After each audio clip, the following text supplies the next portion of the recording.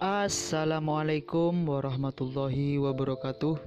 Welcome to Hyuyin Channel. Seperti biasa, Mimin akan menceritakan kisah kepahlawanan Chu Xingyun dalam anime Spirit Sword Sofrek. Selamat menyaksikan. Menghadapi pertanyaan Zhu Hengyu, Chang Sui, Xie Yu, dan wajah-wajah yang tak bisa berkata-kata dari ketiga Haisan. Belum lagi 3 orang, bahkan jika ada 30 atau 300 orang, itu tidak bisa dilakukan. Melihat sekeliling selama seminggu, Zhu Hengyu melanjutkan, dengan kekuatan identitas dan status Anda saat ini, apakah Anda pikir Anda dapat membantu saya melakukan sesuatu yang besar? Menghadapi masalah Zhu Hengyu, Chang Sui, Xie Yu, dan Haisan terdiam lagi.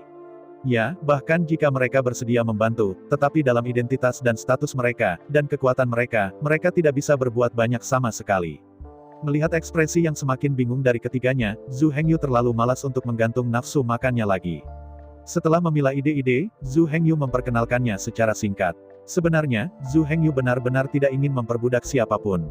Meskipun seni jiwa kekaisaran benar-benar memperbudak Chang Sui, Xie Yu, dan Haisan. Tapi Zhu Hengyu tidak bisa menahannya. Jika dia tidak melakukannya, dia tidak bisa membiarkan mereka menggunakannya untuk dirinya sendiri.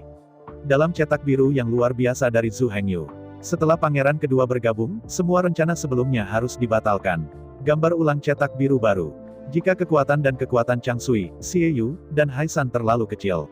Kemampuan mereka terlalu kecil. Bahkan jika mereka bekerja keras dan dibatasi oleh kemampuan mereka, saya khawatir mereka tidak akan dapat melakukan hal besar. Jika Anda ingin memperluas perdagangan antara kedua komunitas, Anda harus mengolahnya. Biarkan Chang Sui, Xie Yu, dan Haisan III memiliki kekuatan yang lebih kuat, status yang lebih tinggi. Yang paling penting adalah bahwa ketiga orang ini harus membangun kekuatan besar. Jika tidak, jika Anda hanya menghasilkan uang, tetapi tidak memiliki cukup angkatan bersenjata untuk dijaga, itu adalah kematian murni. Karena itu, dengan penambahan pangeran kedua, cetak biru Zhu Hengyu harus direvisi. Mulai sekarang, semua ramuan obat akan diberikan prioritas kepada pangeran kedua. Setelah tangan pangeran kedua, ramuan ini akan digunakan untuk mengolah pasukan bersenjata milik pangeran kedua. Kalau tidak, bagaimana pangeran kedua bisa menguasai kekuatan yang kuat? Jika bukan ini masalahnya, mengapa pangeran kedua harus menjadi kaisar ular laut? Mendengar kata-kata Zhu Hengyu, mata pangeran kedua tiba-tiba berbalik. Begitu ada persediaan bahan obat yang besar, dia pasti bisa melatih pasukan ular laut yang kuat dalam waktu singkat. Begitu ada kekuatan yang kuat untuk mendukung, maka segala sesuatu di masa depan bukanlah mimpi. Tetapi di sisi lain, Chang Sui mengerutkan kening. Dengan tidak senang melihat Zhu Hengyu, jalan Chang Sui, menurut pernyataan Anda, bukankah pavilion Chang Sui ingin kita bubar? Menggelengkan kepalanya dengan datar, Zhu Hengyu tersenyum. Pavilion Chang Sui tidak akan bubar. Apa Zhu Hengyu katakan sekarang adalah bahwa semua bahan obat diberikan prioritas kepada pangeran kedua. Kata yang paling penting di sini adalah prioritas. Jelas, meskipun pangeran kedua membutuhkan banyak sumber daya, tidak mungkin untuk mengkonsumsi semua bahan obat. Jamu yang relatif jarang itu harus dalam persediaan pendek. Tetapi jumlah tanaman obat yang sangat besar itu sebenarnya tidak digunakan sama sekali. Karena itu, pavilion Chang Sui tidak akan dibubarkan dan akan terus dijual. Namun, ramuan obat yang dijual di Chang Sui tidak digunakan oleh pangeran kedua. Jika pangeran kedua juga membutuhkannya, itu wajar untuk memberikan prioritas kepada pangeran kedua. Setelah mendengarkan kata-kata Zhu Hengyu, meskipun Chang Sui tidak terlalu senang, itu masih bisa diterima. Melihat penampilan Chang Sui yang tidak senang, Zhu Hengyu berkata, jangan khawatir, meskipun bahan obat yang dijual di pavilion Chang Sui akan berkurang. Namun, peran pavilion Chang Sui tidak akan berkurang. Mulai sekarang, fungsi pavilion Chang Sui akan berubah dari menjual jamu menjadi jamu. Melalui pavilion Chang Sui, bahan obat dan bahan dasar laut diperoleh. Jika ada kebutuhan untuk pangeran kedua, prioritas akan tetap diberikan kepada pangeran kedua. Sisa bagian akan diserahkan kepada Zhu Hengyu untuk pembentukan pasukan iblis klan domba. Mendengarkan deskripsi Zhu Hengyu, 3 orang, Chang Sui, Xie Yu, dan Haisan, perlahan-lahan membuka mata mereka.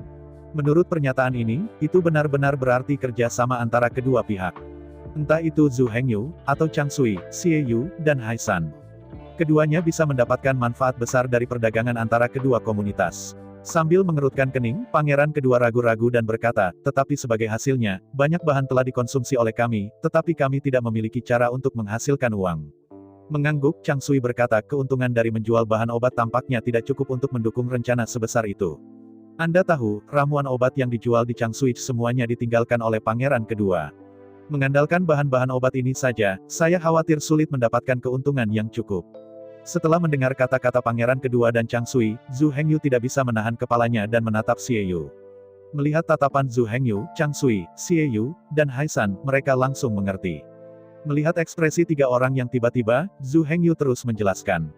Meskipun dia memegang tambang kristal es raksasa di tangannya, tetapi bahkan Jinsan dan Yinsan telah dilubangi suatu hari, yang tidak cukup. Ide Zhu Hengyu sederhana. Pangeran kedua membentuk pasukan bersenjata untuk membantu Xie Yu merebut kembali properti Xie. Selanjutnya, angkatan bersenjata pangeran kedua akan menjarah bangunan batu ajaib itu menurut catatan Xie. Ini adalah transaksi bebas biaya, dan setiap kali Anda menyerang, Anda bisa mendapatkan batu ajaib dalam jumlah besar. Selain itu, melalui banyak pertempuran yang sebenarnya, pangeran kedua akan memiliki prajurit elit. Ini dapat digambarkan sebagai manfaat ganda. Ditambah dengan akuisisi besar-besaran batu ajaib Xie Yu. Minat Zhu Hengyu benar-benar dijamin. Adapun sisi Zhu Hengyu, tidak hanya tambang kristal es sebagai dukungan. Yang terpenting, dia juga bisa menjelajahi tambang kristal es lainnya. Apalagi asalkan ada cukup batu ajaib. Seperti Xie Yu, ia juga dapat membeli kriolite dari pasar dengan harga murah. Mendengarkan kata-kata Zhu Hengyu, Changsui, Xie Yu, dan Haisan tiba-tiba menyadari. Namun, jika Zhu Hengyu ingin melakukan langkah besar, harus ada pasukan bersenjata yang cukup untuk mengawal Zhu Hengyu. Kalau tidak, orang-orang terkemuka itu pasti akan campur tangan, menjarah semua kekayaan Zhu Hengyu. Memikirkan ini, otak Changsui, Xie Yu, dan Haisan mulai berubah dengan cepat. Dengan banyak sumber daya di dasar laut, Zhu Hengyu juga dapat membentuk pasukan elit yang kuat seperti pangeran kedua. Dengan kekuatan yang cukup, Zhu Hengyu dapat membuat kegiatan bisnis yang murah hati. Semakin saya berpikir, semakin cerah mata Changsui, Xie Yu, dan Haisan. Jelas, kedua belah pihak benar-benar bekerja sama. Bagi Zhu Hengyu, Changsui, Xie Yu, dan Haisan sekuat mungkin. Bagi Changsui, Xie Yu, dan Haisan, Zhu Hengyu juga lebih kuat dan lebih baik. Jika kedua belah pihak sangat lemah, maka satu sama lain hanya dapat memainkan bagian kecil dan melakukan bisnis kecil. Dan kekuatan satu sisi jelas tidak cukup. Sebagai contoh, Changsui, Xie Yu, dan Haisan sangat kuat dan memiliki kekuatan yang kuat. Tetapi jika Zhu Hengyu terlalu lemah, itu masih tidak akan berhasil. Bahkan jika dia memberi Zhu Hengyu semua sumber daya di dasar laut, dia tidak bisa mencernanya sama sekali. Masuknya sejumlah besar bahan kapal selam ke pasar Devil Ship Rache pasti akan menimbulkan sensasi. Dengan sedikit cek, Zhu Hengyu dapat ditemukan di kepalanya. Zhu Hengyu tidak bisa menyembunyikan masalah besar ini. Dengan status Zhu Hengyu hari ini. Setelah ditemukan, dia sudah mati. Begitu Zhu Hengyu meninggal, Changsui, Xie Yu, dan Haisan akan sia-sia bahkan jika mereka kuat. Perdagangan antara kedua komunitas ini akan terputus. Kesepakatan yang bagus juga hilang. Kemuliaan selalu mulia, kerusakan hilang. Jika ini bukan kerjasama, saya khawatir tidak akan ada kerjasama di dunia ini. Adapun mengatakan bahwa mengkhawatirkan kepunahan Zhu Hengyu tentang ras ular laut, itu adalah kekhawatiran murni.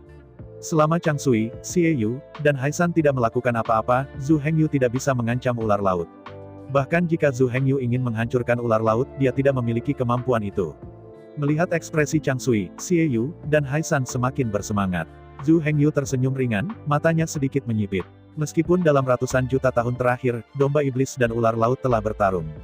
Namun nyatanya, jika kedua belah pihak bisa sementara waktu melepaskan kebencian mereka dan bekerja sama, ini akan membuka situasi renovasi. Dunia ini begitu besar, dapat dikatakan bahwa ada banyak kelompok etnis. Selama kedua belah pihak bekerja sama, mereka dapat mengalihkan perhatian mereka ke lawan lain.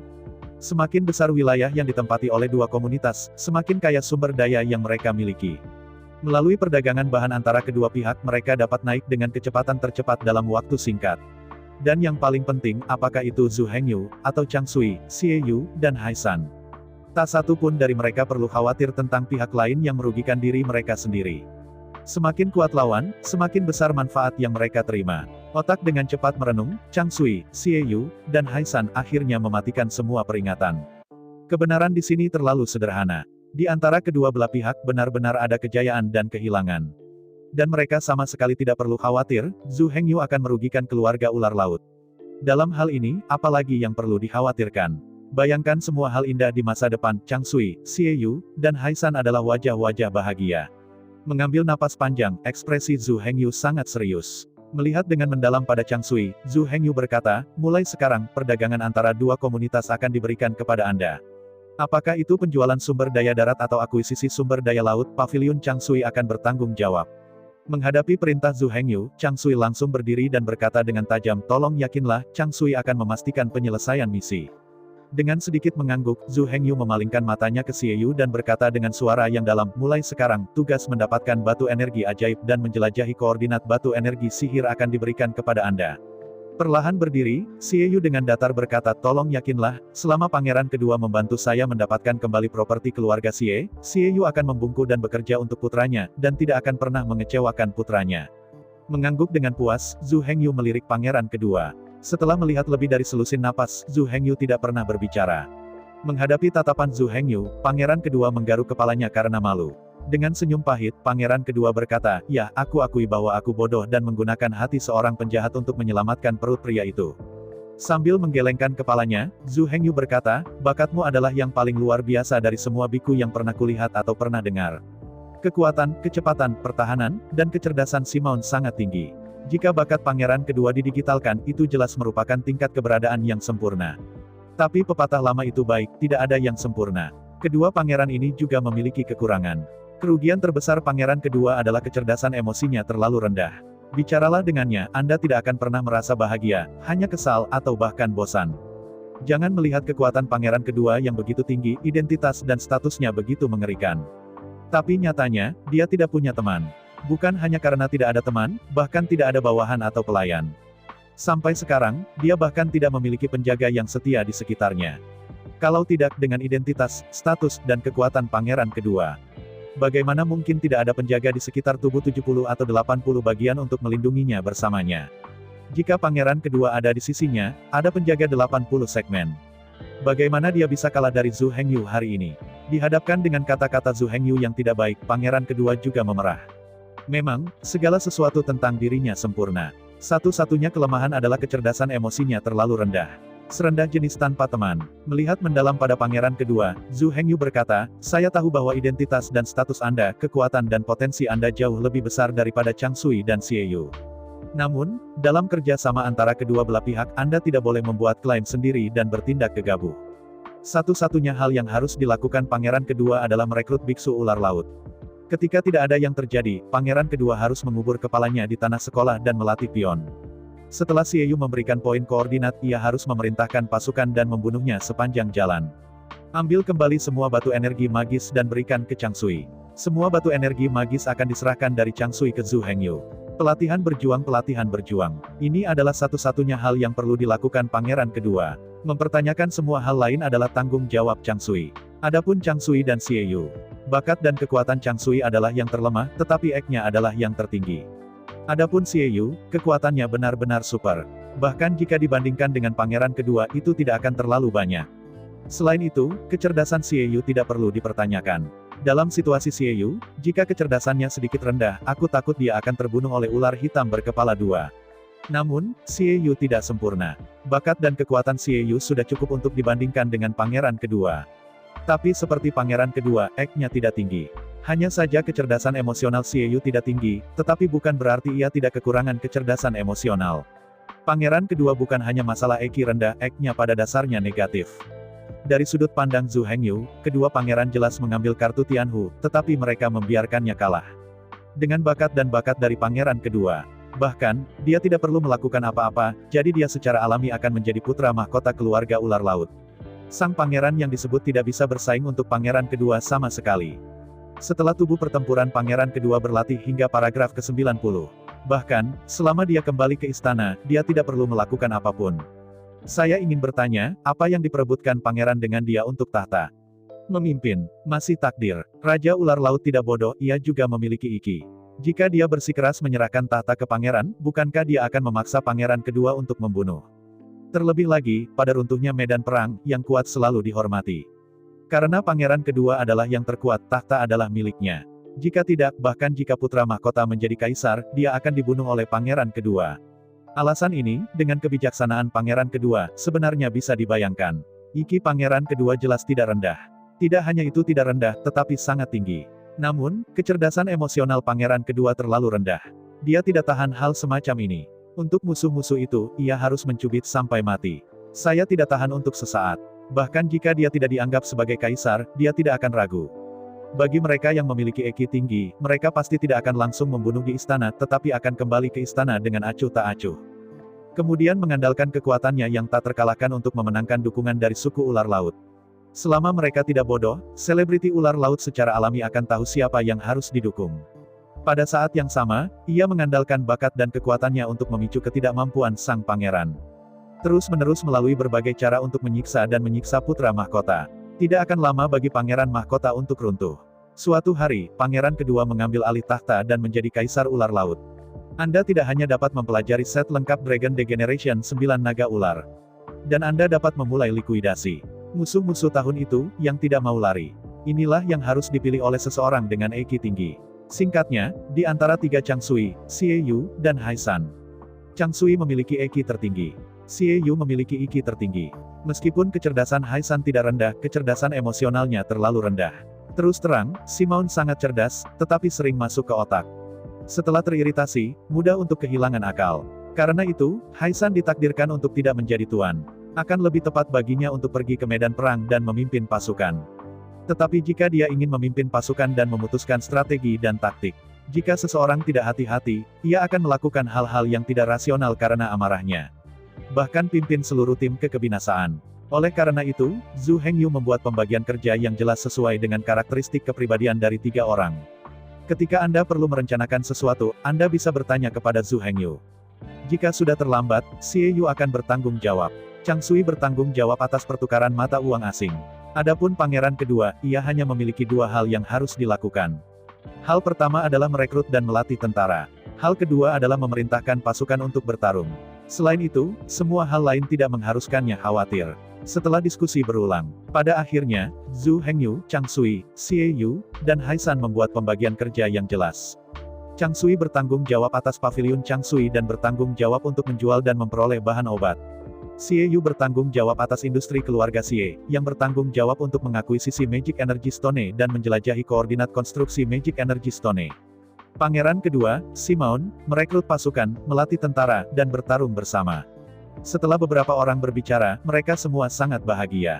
Sekarang, segera setelah bencana laut berakhir, mereka akan mulai mengambil tempat mereka dan segera mengambil tindakan atas masalah yang dibahas hari ini. Namun, ini tidak mungkin pada saat ini. Ini masih saat bencana lautan. Jika Hai San, Xie Yu dan Chang Sui kembali begitu cepat, mereka pasti akan membangkitkan kecurigaan komandan ular laut, jadi Zhu Hengyu secara langsung mengatur agar mereka bertiga melanjutkan ke pulau itu. Sang Fei, serang, itu juga terjadi untuk mengasah keterampilan bertarung untuk para prajurit di desa Dimen. Prajurit udang dan kepiting akan tak terhitung jumlahnya. Simons, Xie Yu dan Chang Sui secara alami tidak memiliki pendapat. Setelah Zhu Hengyu menjelaskan secara singkat beberapa kata, 4 cara berpisah. Hai San, Xie Yu dan Chang Sui masing-masing kembali ke tempat yang mereka perintahkan sebelumnya. Zhu Hengyu berjalan perlahan melewati medan perang dan kembali ke kota iblis. Zheng Xiaoyu dan kepala desa yang lama menganggur. Sekarang bukan waktunya untuk bertarung dengan putus asa, dan Zheng Xiaoyu tidak perlu lagi mengeluarkan api sihir yang meledak untuk membuat pukulan kuat bagi udang, tentara, dan kepiting itu.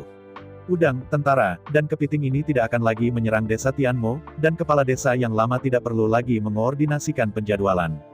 Pada saat ini, hanya Zhu Xiaomei yang masih sibuk. Meskipun waktu pertempuran putus asa berakhir, kontes dengan satu sama lain belum berakhir. Selama ada kontes, akan ada kerusakan. Oleh karena itu, pada saat ini, masih akan ada kesempatan di mana tentara terluka, Zhu Xiaomei masih membutuhkan bantuan untuk perawatan. Karena pertempurannya tidak terlalu ganas, Zhu Xiaomei hanya memperlakukannya sesekali. Hal yang paling mengkhawatirkan tentang Zhu Hengyu adalah Gao Pengyi dan Jian He, yang masih koma. Jen lebih baik, dia terutama menderita terlalu banyak luka di tubuhnya, yang menyebabkan pendarahan dan koma berlebihan.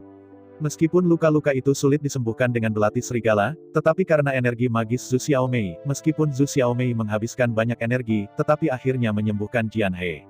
Saat lukanya sembuh, kondisi Jen juga kembali ke kondisi stabil. Ramuan penyembuh juga telah diberi makan, dan sekarang kita menunggu untuk melihat kapan Jen bangun. Meskipun sisi Gao Pengyi terlihat baik-baik saja, itu sebenarnya agak rumit. Karena cedera organ internal, dia tidak koma pada awalnya, dan dia bahkan dapat menjelaskan situasi Hai San ke Zhu Hengyu. Namun seiring waktu, efek dari cedera organ internal mulai terlihat. Gao Pengyi akhirnya jatuh koma. Jika tidak ada rekonsiliasi energi magis Zhu Xiaomei, Gao Pengyi mungkin sekarat. Namun, ini bukan kredit Zhu Xiaomei saja. Jika Gao Pengyi memiliki kemauan yang kuat, Zhu Xiaomei mungkin tidak dapat mempertahankan pengobatan dan dia akan mati. Melihat itu sekarang, setelah perawatan energi magis Zhu Xiaomei dan bantuan eliksir, cedera Gao Pengyi pada dasarnya telah stabil. Melihat situasi Gao Pengyi, Zhu Hengyu menghela nafas sedikit. Meskipun cedera Gao Pengyi stabil pada saat ini, dia tidak bangun. Zhu Hengyu berniat melihat situasi spesifiknya. Jika Gao Pengyi tidak sadarkan diri, Zhu Hengyu siap membantunya dengan obat alkimia. Sekarang dia hanya bisa menunggu. Zhu Hengyu menepuk pundak Gao Pengyi, lalu berbalik dan pergi. Situasi Gao Pengyi perlu diamati sedikit, dan penggunaan Zhu Hengyu di sini tidak berguna. Zhu Hengyu akan segera membawa beberapa tentara untuk menyelamatkan Pulau Xiaoyang.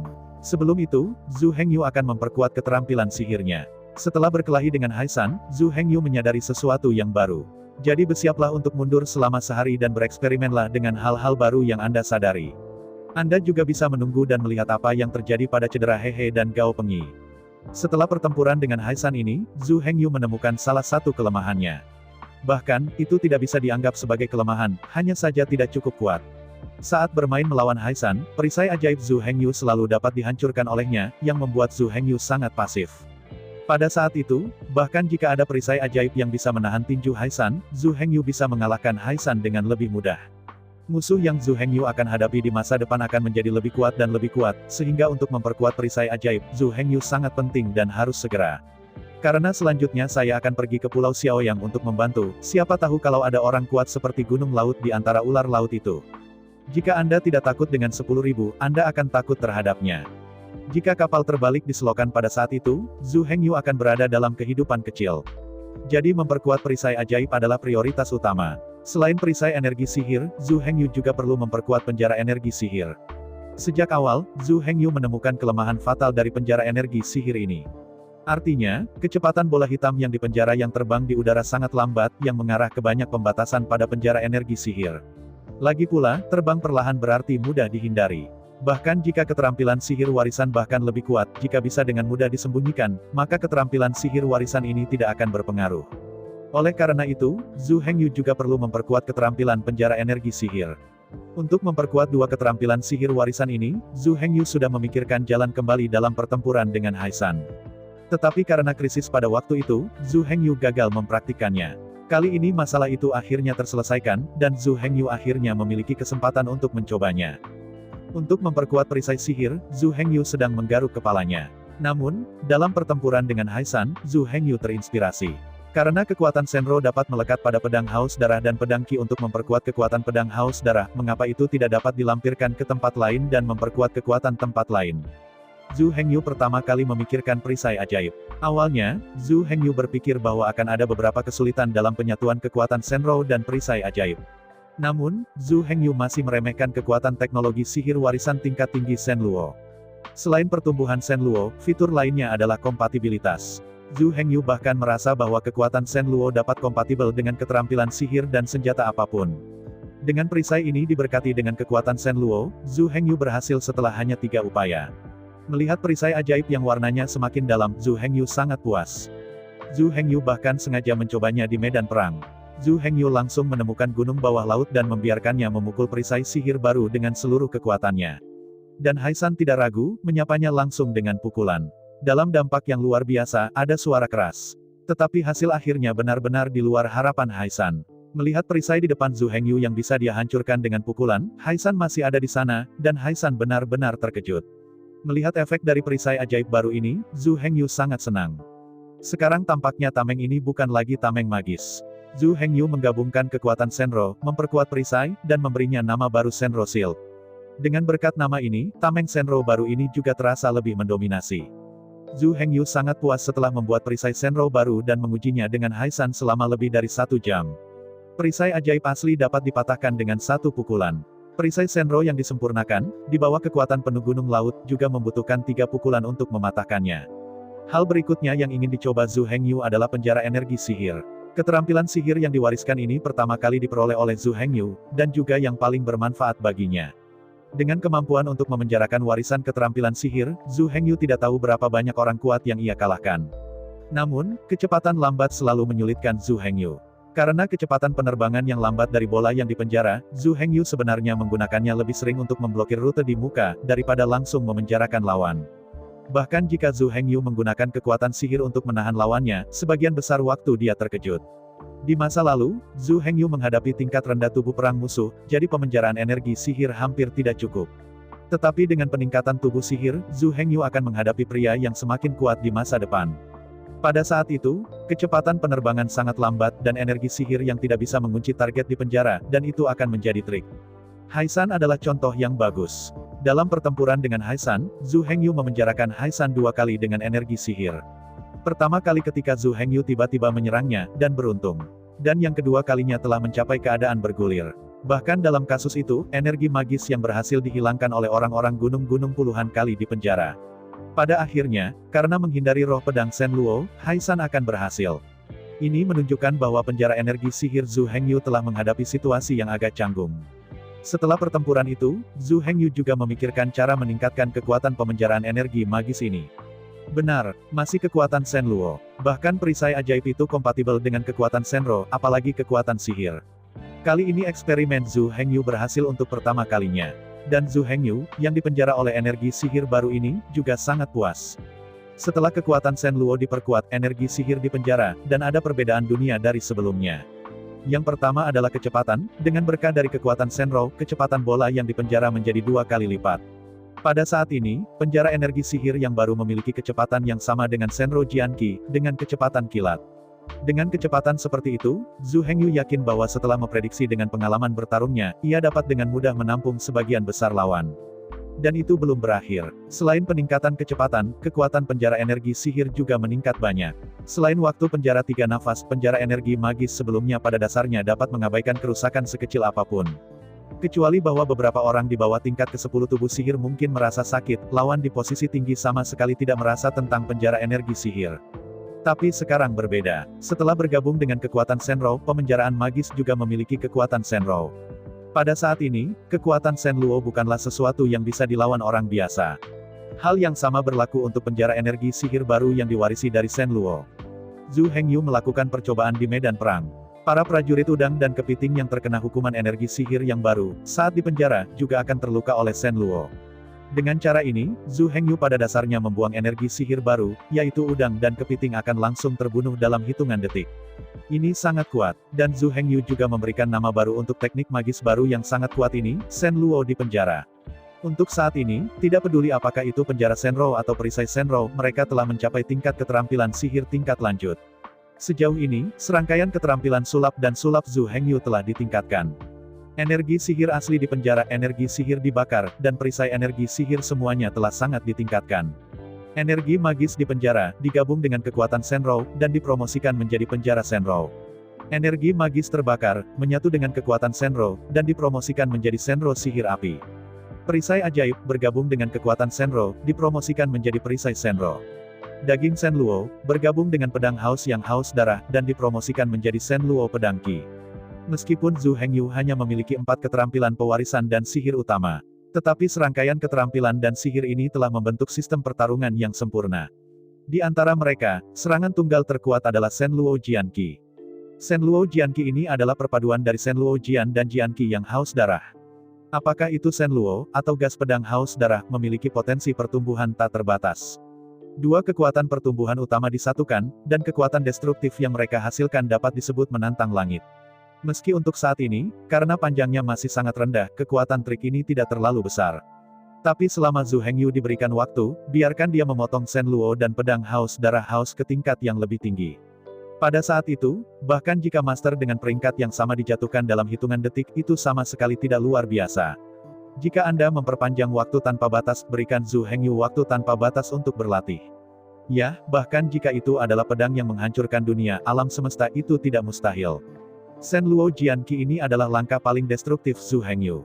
Selanjutnya, itu adalah produk kombinasi dari penjara energi sihir dan kekuatan Shenro penjara. Di bawah restu kekuatan Shenro, kecepatan terbang penjara energi sihir meningkat beberapa kali. Selain itu, kekuatan penjara energi sihir telah meningkat 100 kali lipat. Yang paling penting adalah bahwa meskipun untuk sementara waktu, kekuatan penjara Shenro sebenarnya tidak terlalu tinggi. Namun, harus diketahui bahwa kekuatan Shen Luo berasal dari Shen Luo. Kekuatan Senro dapat tumbuh tanpa batas. Selama cukup banyak musuh yang terbunuh, mereka dapat terus tumbuh. Oleh karena itu, kekuatan Senro, kekuatan destruktif masa depan, juga akan ditingkatkan secara tak terbatas. Namun, tidak peduli seberapa besar kekuatan penjara Senluo ditingkatkan, dibandingkan dengan roh pedang Senluo, setelah semua itu tidak cukup untuk dilihat. Oleh karena itu, penahanan Senluo sebenarnya tidak bertentangan dengan roh pedang Senluo. Fungsi penjara Senluo adalah penjara, sedangkan fungsi pedang Ki Senluo adalah penghancuran. Keduanya saling melengkapi dan masing-masing memiliki kegunaan tersendiri. Langkah selanjutnya adalah kekuatan Senro. Setelah menyatu dengan energi sihir, nyala api Senro lahir. Senluo Moyan ini adalah satu-satunya mantra serangan jangkauan Zhu Hengyu. Begitu Senro Moyan dibebaskan, dalam beberapa puluh meter, mereka diselimuti oleh Moyan. Sepotong Senluo Moyan ini adalah ranah Zhu Hengyu. Nyala api yang membakar mengandung kekuatan Senro yang ganas. Sihir bisa membakar kekuatan aslinya, ini sangat menakutkan. Kekuatan pembakaran energi sihir ditentukan oleh afinitas energi sihir pengguna. Semakin tinggi afinitas energi sihir, semakin besar kekuatan pembakaran energi sihir. Di tangan Zhu Hengyu dengan afinitas magis tak terbatas, kekuatan energi magis ini bisa meledak hingga 10%. Bahkan jika itu sekuat gunung bawah laut, itu tidak akan pernah berani berdiri di energi magis untuk waktu yang lama dan bermain melawan Zhu Hengyu. Oleh karena itu, kekuatan sihir yang awalnya sangat mengerikan terbakar, dan sekali itu berisi kekuatan pertumbuhan Senro yang tak terbatas. Dapat dilihat betapa mengerikan kekuatan Senro Demon Flame yang bergabung dari dua kekuatan ini. Kerusakan tunggal, kontrol tunggal, kerusakan kelompok, kombinasi dari tiga keterampilan sihir pewarisan menyerang. Sistem tempur Zhu Hengyu awalnya telah didirikan. Tetapi untuk mengatakan sempurna itu tidak cukup. Tubuh iblis Zhu Hengyu sebenarnya rata-rata dalam pertahanan. Benar-benar dibandingkan, mungkin tidak sama dengan perintah para prajurit. Jangan meremehkan para jenderal yang merupakan prajurit dan kepiting, mereka terlalu rendah dalam pertempuran. Jika para pelanggar semuanya adalah prajurit yang terdiri dari 30 tentara, mereka hampir tidak bisa dihancurkan. Khususnya kepiting jenderal, memiliki baju besi yang tebal. Para beku biasa dari paragraf yang sama tidak dapat menembus pertahanan Karapas. Ambil pertempuran melawan pangeran kedua, output Zhu Hengyu bukanlah masalah. Mengontrol keterampilan sihir, ada kekuatan magis yang cukup untuk menjebak pangeran kedua. Kerusakannya adalah keterampilan magis, dan ada energi pedang Senro, cukup untuk menyakiti pangeran kedua. Kerusakan jangkauan juga dapat mencegah pangeran kedua dari berani jatuh ke dalam api ajaib. Namun, apakah Zhu Hengyu sempurna? Tidak, dia tidak sempurna. Pangeran kedua masih dekat, dan dengan satu pukulan dia meledak perisai ajaib Zhu Hengyu. Tidak hanya itu, setelah meledak perisai ajaib, Zhu Hengyu terbang puluhan meter. Jika kekuatan pangeran kedua lebih kuat, mungkin dengan pukulan, Anda bisa menghancurkan perisai dan melukai orang, dan langsung membunuh Zhu Hengyu di tempat. Karena itu, sistem tempur Zhu Hengyu masih belum sempurna. Untungnya, Zhu Hengyu menggabungkan kekuatan Senro dengan perisai ajaib untuk membuat perisai Senro. Perlindungan perisai Senro ini 10 kali lebih kuat. Perisai yang bahkan tidak bisa menahan kedua pangeran. Tapi sekarang sudah cukup untuk melawan pangeran kedua dan 3 pukulan. Jangan lupa, kekuatan Sunro yang terkandung dalam perisai Sunro memiliki kekuatan pertumbuhan tanpa batas. Saat kekuatan Senro meningkat, kekuatan pertahanan perisai Senro juga akan sedikit meningkat. Dan, yang paling penting, meskipun pangeran kedua bisa menghancurkan perisai dengan 3 pukulan. Tetapi bagi Zhu Hengyu, itu sudah tak terkalahkan.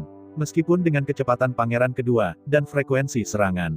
Di antara 3 napas, Anda bisa meledakkan 3 pukulan keras. Tetapi bagi Zhu Hengyu, yang memiliki daya tembak tak terbatas, waktu 3 tarikan napas sudah cukup untuk membuatnya melepaskan perisai Senro kedua. Karena itu, selama kekuatan magis Zhu Hengyu tidak habis, pangeran kedua tidak akan pernah ingin benar-benar menghancurkan perisai Senro. Di depan pangeran kedua, Zhu Hengyu setara dengan memiliki tubuh emas yang tak terkalahkan. Menghadapi ini, pangeran kedua sangat tertekan. Menghadapi Zhu Hengyu hari ini, pangeran kedua hanya akan dipukuli, dan tidak akan bisa melawan. Bahkan jika dia memukul Zhu Hengyu, dia tidak bisa menghancurkan perisai Senro-nya. Di bawah keadaan itu, Eki rendah pangeran kedua menunjukkan dirinya lagi. Di depan Chang Sui dan Xie Yu, pangeran kedua memberitahu Zhu Hengyu bahwa begitu tubuhnya mencapai segmen ke-60, dia bisa membangkitkan keterampilan bertarung warisan baru, gigi beracun. Gigi beracun itu dapat dilemparkan dari jarak jauh, menembakkan sasaran secara terus-menerus dalam jarak 100 meter. Gigi yang sangat beracun mengandung sangat beracun, setelah ditembak ia akan memasuki kondisi beracun. Racun dalam taring kembar itu menakutkan, hampir tertutup darah. Selain itu, taring yang ditembakkan adalah taring yang dilahirkan oleh pangeran kedua, dan telah dibudidayakan menjadi senjata spiritual. Setelah tertembak, ia akan secara otomatis melacak target, jangan menyerah jika tidak mencapai tujuan. Karena itu, selama pangeran kedua tiba di badan perang 60 segmen, ia akan menjadi prajurit yang tak terkalahkan. Saat itu, berdasarkan gigi yang sangat beracun, pangeran kedua menjadi penguasa pertama keluarga ular laut. Bahkan melawan ayahnya dan kaisar, trik ini tetap berhasil. Jika bukan karena kaisar ular laut yang memiliki perisai skala naga, dia bisa memblokir gigi beracun ini. Pangeran kedua tidak akan pernah kalah dari kaisar ular laut. Mendengarkan dua pangeran 100 yang tidak puas, 800 tidak puas. Zhu Hengyu hanya tersenyum dan tidak mengatakan apa-apa, tetapi tidak membantah. Memang, pangeran kedua memang kuat, sampai-sampai agak melawan langit. Tapi Zhu Hengyu tidak berpikir dia akan dibandingkan dengan pangeran kedua. Kepercayaan Zhu Hengyu datang dari Shen Luo. Praktek Shen Luo sebenarnya adalah kekuatan Shen Luo. Memiliki potensi pertumbuhan tanpa batas. Karena itu, ketika pangeran kedua dipromosikan ke pertempuran 60 segmen. Kekuatan Zhu Hengyu dari Shen Luo tidak tahu sampai sejauh mana dia diperkuat. Mungkin begitu gas pedang Shen Luo lewat, pangeran kedua mungkin terpukul keras. Terlebih lagi, ada perisai Shenro, bahkan jika itu ditembak oleh gigi beracun. Perisai Shenro kebal terhadap kekuatan hukum. Yang disebut sangat beracun, sebenarnya, tidak lebih dari hukum racun, juga harus diimunisasi. Karena itu, tidak peduli keadaan apa yang diusahakan pangeran kedua. Bahkan jika dia tak terkalahkan di dunia. Di depan Zhu Hengyu, dia masih menjadi pangeran kedua hari ini. Tidak peduli seberapa keras racunnya, Zhu Hengyu tidak ada artinya. Setelah berhasil meningkatkan kedua keterampilan sihir ini, sisa waktu Zhu Hengyu adalah bahwa ia perlu memulihkan kekuatan fisik dan semangatnya sesegera mungkin, mempersiapkan pertempuran Pulau Xiaoyang yang akan segera dimulai. Kali ini, untuk menyesuaikan kembali negara ke puncak, Zhu Hengyu langsung pensiun dan beristirahat selama sehari semalam. Setelah seharian berkultivasi, Zhu Hengyu telah mencapai puncaknya lagi, apakah itu jasmani atau rohani. Dan setelah siang dan malam ini, situasi Jian He dan Gao Pengyi juga membuat Zhu Hengyu sangat gembira. Jian He hanya trauma kulit. Setelah siang dan malam pemulihan ini, ditambah efek penyembuhan eliksir dan energi magis Zhu Xiaomei berdamai. Hanya dalam 1 hari dan 1 malam, Jian He, yang masih tak sadarkan diri, telah menjadi hidup dan sehat kembali. Kecuali bekas luka di tubuhnya, itu bukan masalah besar. Pada saat ini, situasi Gao Pengyi juga meningkat secara signifikan, dan kecepatan pemulihan Gao Pengyi benar-benar melebihi imajinasi Zhu Hengyu. Zhu Hengyu berpikir bahwa Gao Pengyi akan pingsan untuk sementara waktu. Tanpa diduga, hanya setelah sehari, Gao Pengyi juga pulih. Hanya saja Gao Pengyi tidak bisa hidup seperti harimau seperti Jian He. Setelah menanggung pukulan keras Haisan, Gao Pengyi menyebabkan beberapa kerusakan parah. Tetapi untuk ini, Zhu Hengyu sudah lama berpikir bahwa ia akan menyiapkan obat suci untuk Gao Pengyi yang dapat dengan cepat menyembuhkan luka. Namun, sebelum ini, Zhu Hengyu juga tahu apakah Gao Pengyi ingin pergi ke Pulau Xiaoyang dengannya. Lagi pula tubuh Gao Pengyi saat ini, Zhu Hengyu tidak berani untuk memimpin secara langsung. Aku harus pergi. Ketika Gao Pengyi mendengar bahwa dia akan memburu keluarga ular laut, dia tentu tidak mau. Setelah mendapat jawaban positif dari Gao Pengyi, Zhu Hengyu tidak berbicara, tetapi hanya menepuk pundaknya dan berbalik langsung untuk pergi. Namun, Zhu Hengyu tidak hanya menemukan keabadian yang paling berharga untuk membuatnya. Dia harus memilih obat mujarab yang paling simptomatik sesuai dengan kondisi fisik Gao Pengyi. Dan setelah beberapa konfirmasi, Zhu Hengyu juga menemukan dalam benaknya semacam obat mujarab yang paling cocok untuk perawatan situasi Gao Pengyi saat ini, Qibao Jumodan. Qibao Judan, obat tingkat ketiga, digunakan untuk mengobati cedera internal. Fungsi utama Qibao Jumodan adalah untuk mengumpulkan energi sihir di dalam tubuh melalui kekuatan keabadian untuk memperbaiki organ dan meridian internal yang rusak. Obat abadi ini tidak lebih baik untuk Gao Pengyi saat ini. Adapun bahan obat yang dibutuhkan oleh Qibao Jumodan, apakah itu obat utama atau obat penolong, Desa Tianmo sangat lengkap. Sebenarnya, Qibao Jumodan ini tidak sama dengan namanya. Ini adalah obat mujarab yang terbuat dari 7 harta. Faktanya, Qibao Jumodan ini hanya memiliki satu obat utama, yaitu Qibao Hua, yang berada di garis depan bahan obat langka tingkat ketiga. Bunga Qibao ini memiliki 7 kelopak, dan warna dari 7 kelopak ini berbeda, jadi nama ini diberikan. Alasan mengapa bahan obat ini sangat langka juga sangat sederhana.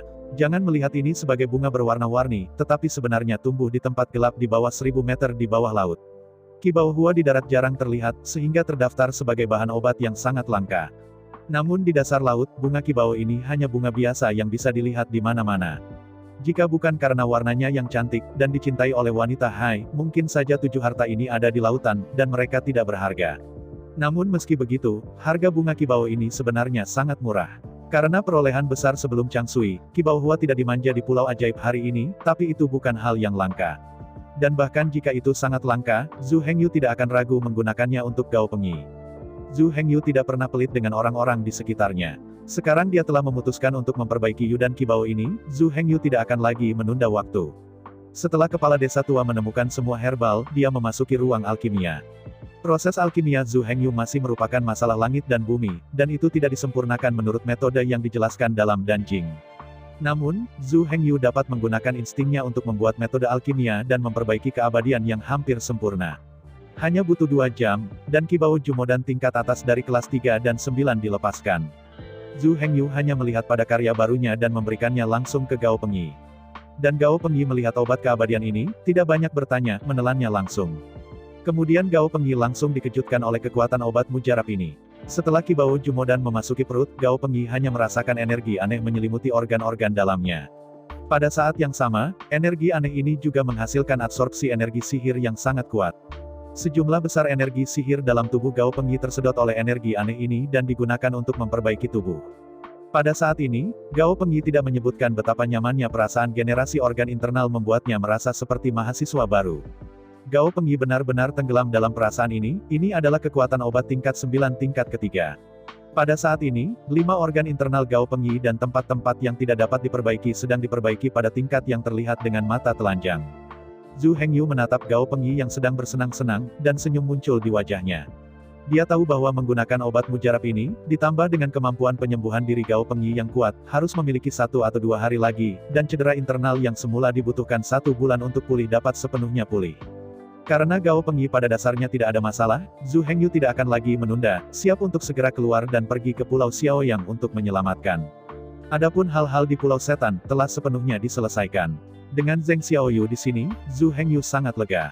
Meskipun cedera Gao Pengyi tidak sepenuhnya baik, perjalanan kapal dari Pulau Tianmo ke Pulau Xiaoyang terjadi 1 hari dan 1 malam.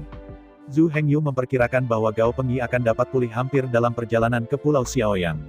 Pada saat hanya ada sedikit cedera yang tersisa, itu tidak akan lagi berdampak besar pada Gao Pengyi. Oleh karena itu, Zhu Hengyu secara langsung memanggil 300 prajurit dari bagian ke-30 dari tubuh iblis dan mengikutinya dalam ekspedisi ke Pulau Xiaoyang. Jian He dan Gao Pengyi juga mengikuti. Zhu Xiaomei, Zheng Xiaoyu, Lian Ming, kepala desa tua dan Tianji Liuji masih ditempatkan di Pulau Tianmo. Dan 300 prajurit yang tersisa dari tubuh 30 segmen juga tinggal dengan Pulau Iblis. Inilah yang dilakukan Zhu Hengyu untuk jaga-jaga. Meskipun Haisan, Xie Yu, dan Chang Sui tentu tidak akan mundur, mereka takut bahwa komandan ular laut lainnya tidak akan mendengarkan perintah dan menyerang Pulau Anping secara pribadi.